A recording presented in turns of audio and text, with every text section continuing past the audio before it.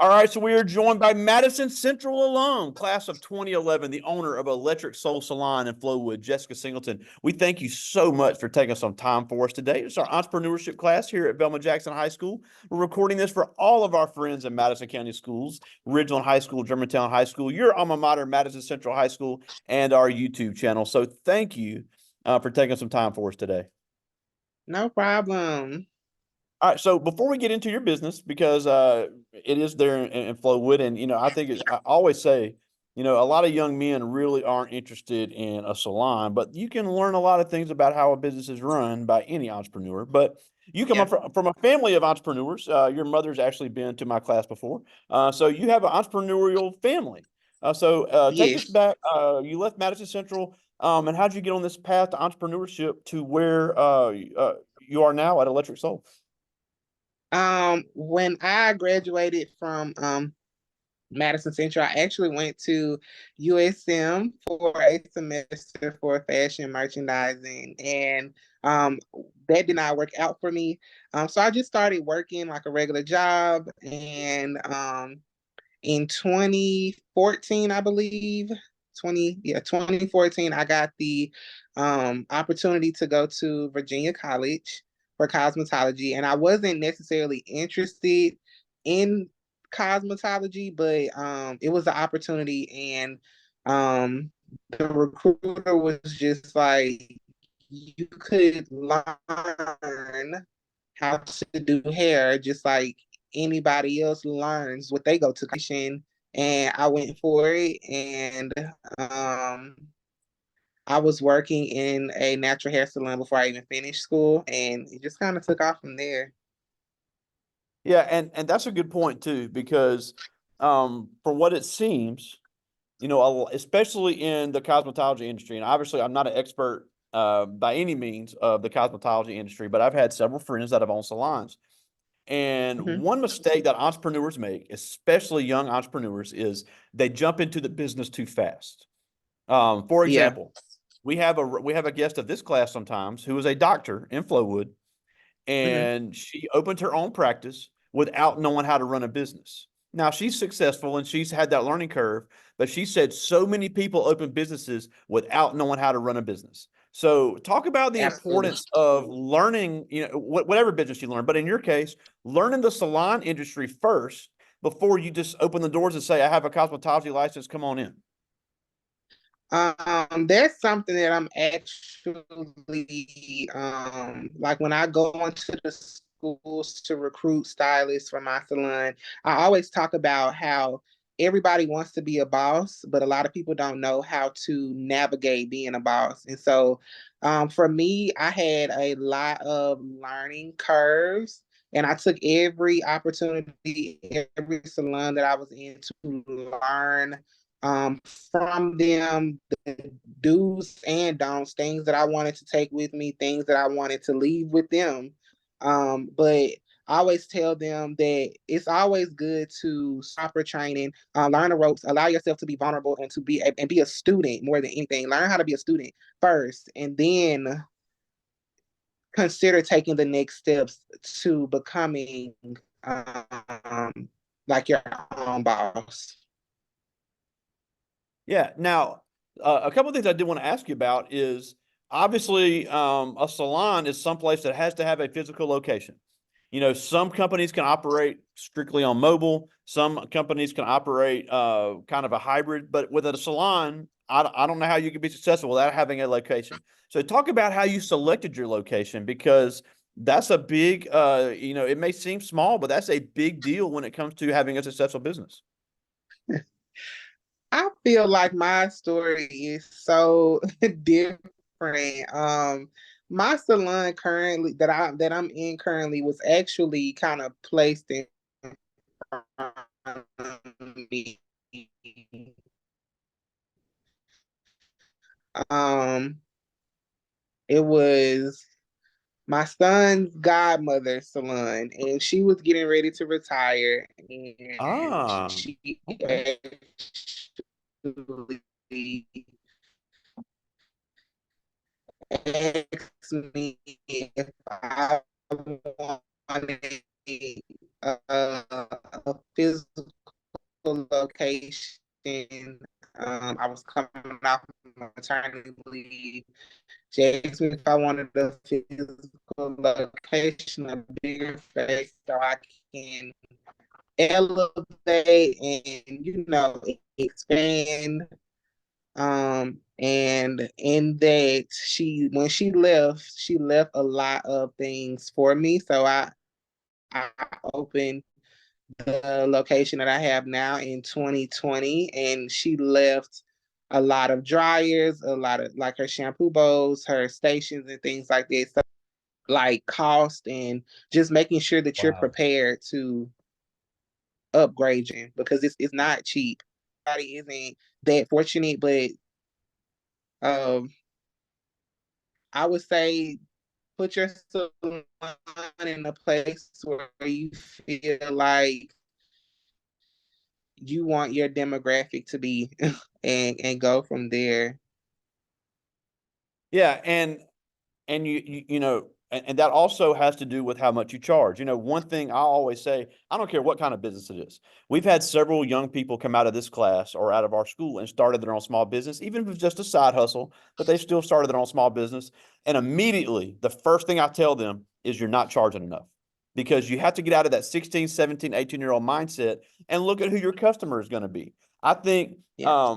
that's another huge mistake because, and you talked about, I think the two biggest mistakes entrepreneurs make is, like you said, everybody wants to be a boss, but doesn't know how to act like a boss because everybody sees the Instagram and the fun, glamorous stuff, but they don't see the behind the scenes stuff.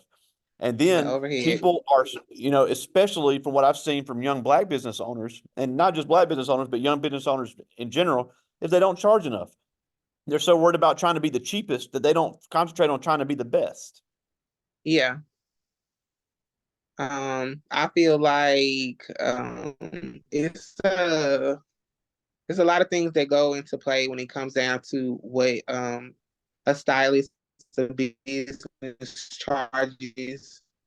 You have to consider, what like really envision what you want your life to be like, and then you have to consider your worth, your time, the brand of products that you're using, the cost of the overhead, and all of that factors into your price. I used to be afraid of charging my worth because I felt like I was going to lose so many people. But when I started charging my worth, my confidence actually got better. And instead of me just like doing a style and thinking, oh, I only charge them $45. If it doesn't come out how I want it to come out, then they only paid $45. But when I doubled that price, it made me be more intentional about my work. And it made me want to be a better stylist so that I could ensure that the customer, the client was getting their money's worth from me. I didn't want to be the stylist who just was expensive for no reason and the work wasn't quality to them. And so I really pride my team on being very intentional about the work that they put out because people are quick to just be like, oh, it wasn't worth it. Like I could have got this done somewhere else. And I try to stray away from that being the end result of anything that is produced in my space because I really do want people. Yeah, and another thing, and along the same lines, if you're able to offer more, sales is a mental game. If you have and like you said, if you know you're offering a quality product and you say, look, you pay this much and you're getting this, this, and this, it is amazing how much easier it is to sell somebody on the fact that, yeah, you may be paying this much, but look what you're getting for the price you're paying.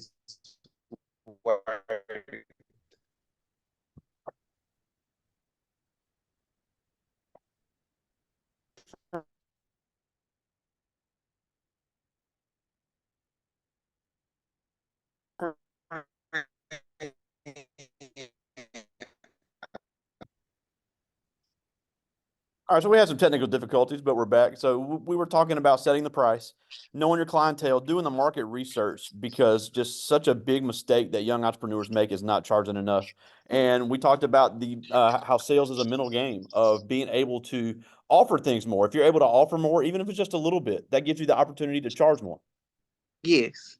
Um, we have a lot of different amenities at the salon that we like to offer our clients just to um, level up the experience for them. A lot of them come because they know that they're going to be treated um, like queens when they're in there, and it makes it easier for them to spend their money, to tip us. And we're like their biggest hype women. So we hype our clients up a lot and just make them um, leave feeling more confident than when they came in. And they alone, there's free value. We didn't have to do anything to add their value to the salon. Yeah, because two things I always say in here is that, first of all, if people will buy it, you need to sell it, and if people will pay it, you need to charge it. And then at the end of the day, an entrepreneur needs the customers more than the customer needs the entrepreneur. So finding a way to cater to your customers. And I think another big mistake entrepreneurs make is they only worry about what they like. Just because you and your two or three friends like it doesn't mean it's going to sell well somewhere else. You have to, Yeah. obviously your business, you have to look at the way people are wearing their hair. You have to look at some of the new trends, some of the new products. And then Hmm. if yeah, and then being able to include those products in the price gives you the opportunity to charge more.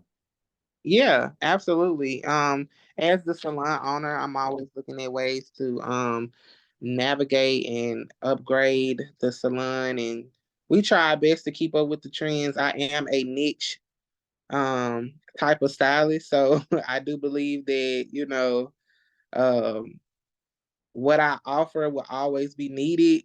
So I don't try to move around trends too much because you can kind of get lost and kind of buried in the hay trying to keep up with everything. But if you are going to stick to one niche, then you should uh, perfect it pretty much, and um,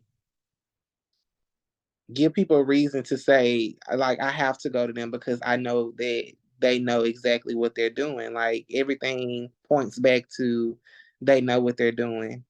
I don't believe in long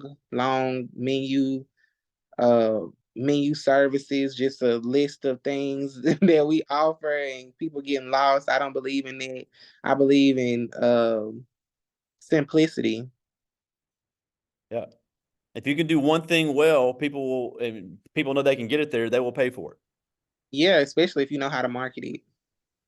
Oh, and that's what I want to talk about next before I get to the students' questions is what are some marketing strategies you have? Because obviously being a small business, you're not going to advertise the same way and market the same way a Walmart or Target would, or even a Supercuts or Sport Clips or any of that. So what is the way that you market yourself when it comes to marketing to your niche in the area? Actually, I would say that I do try to market like those big boxes because I want to be a big box.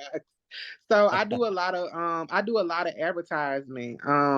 People don't too quick think about Google and Yelp and places like that for advertisement. We've even went as far as giving incentives inside of the salon to get our Google reviews up so we can get higher in the rankings so that Wow. when people are using keywords to look up what they need, we will be the first ones that they see. I believe in Facebook marketing. I believe in Instagram ads. I feel like um, those are what have carried us. And with me, rebranding and opening up a commission-based salon and not a booth rental salon, I had to figure out different avenues in order to get my stylist clients. And Google has just been my thing.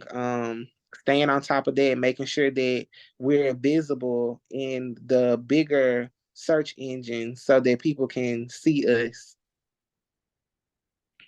Yeah, and also something else I wanted to mention too is that obviously you have to focus on having a quality product, and then you got to manage your employees, manage the business. But if there's ever something that you don't know how to do, because it's very common. What are some ways that you handle that? Because I think something that a lot of entrepreneurs also don't know is that there are other entrepreneurs that specialize in helping entrepreneurs. Absolutely. I am very, very big on delegation. I started delegating a few years ago, and it was probably I started with the CPA. And that was like my first time actually taking some stress off of myself. And it just kind of became a spiraling thing with everything that I know that I'm a hairstylist. I know that I can stand behind the chair and I can make women look beautiful, but um budgeting and like taxes and things like that is not my strong suit. And like I believe in helping other businesses. So I had to outsource a CPA. I had to outsource a cleaning person, outsourcing marketing managers. Like that's not something that I'm good at. I learned how to use Google ads, but when it came down to like Facebook ads and just Instagram ads and things like that, I had to outsource to get those things done. So I'm very big on delegating, and when a business can afford to delegate, I absolutely think that they should. They can't be greedy. You can't be greedy. You can't say, "Oh, I can do it myself because I want to pocket all the money." I have not gotten as I am not as successful as I am today because I was withholding anything. I feel like my success came from me being able to delegate. Yeah, and that's just something I really want to reiterate. Even if somebody doesn't want to be in the hair business, with any type of entrepreneur, Any there are so business. many now more than ever. There are so many entrepreneurs that even will help you remote that specialize in small business. We've had a guest of this class that she literally does financial statements for small businesses. That's her Yes. entire business. So there really are so many great skilled people where you don't have to hire a full-time person and you don't have to Yep. worry about making a mistake. So I just really encourage everybody, no matter what business you start, to really look at those type of businesses to collaborate. That can only be beneficial for both of you. That person's not going to be your competition, so you can help Right. them out. They can help you out. It really is a great way to work together. Absolutely. All right, I got some questions from the students. This first one is Donovan Harris. He's a senior here, but one of our champion members of the archery team here at Velma Jackson. Ah, And he ooh. asked, out of every business you could have chosen, what made you want to become what made you want to open a cosmetology business as compared to anything else? Um, I I hate to be spiritual, but I really do think it's a gift. I really think that it was gifted to me, and I didn't choose cosmetology. It kind of chose me. I originally was into fashion, and I still have a love for fashion, but there just wasn't the way that I guess God intended for me to start my journey. So I think that I figured out early on that I could profit from being a cosmetologist, but it kind of found me. I didn't go looking for cosmetology. I will tell anybody, people think it's so crazy. I was not a hairstylist before I went to cosmetology school. I did not know how to do hair. Wow, that's awesome. I did not know how to do hair. I could braid to the scalp just a little bit, but I learned everything while I was in school, and then I continued my education after I got out of school. Well, and I know they're handing me more questions right now, but that's something I wanted to hit on real quick because if somebody's interested in this business, this is something that you could go to the community college at Holmes, Hines, East Central, wherever. And we had one just graduated from Southwest. We have one at Holmes now. This is something that you could get that associates and be able to get that license immediately, and Yeah. then learn the business. I know you had a different path into it because we had a member of this class last year who is currently at Holmes getting her cosmetology license.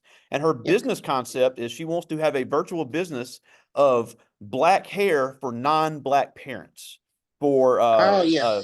yeah, so she wants to. Her and her sister, they're getting their cosmetology license, and she wants to start that while she wants to become a teacher as well. So it's going to be a part-time thing, but she's getting her cosmetology license first. So this is and I know me and you have talked about this at other times. I went to Madison Central. You went to Madison Central. This was not the narrative we were told when we were in high school. College was really pushed. We didn't hear about, you know, the entrepreneurship side. We didn't hear about learning these skills at a community college to open your own business. So Yeah, if somebody's kind of murky on whether or not they want to go to college, this is a great business to get into that is not going away. right.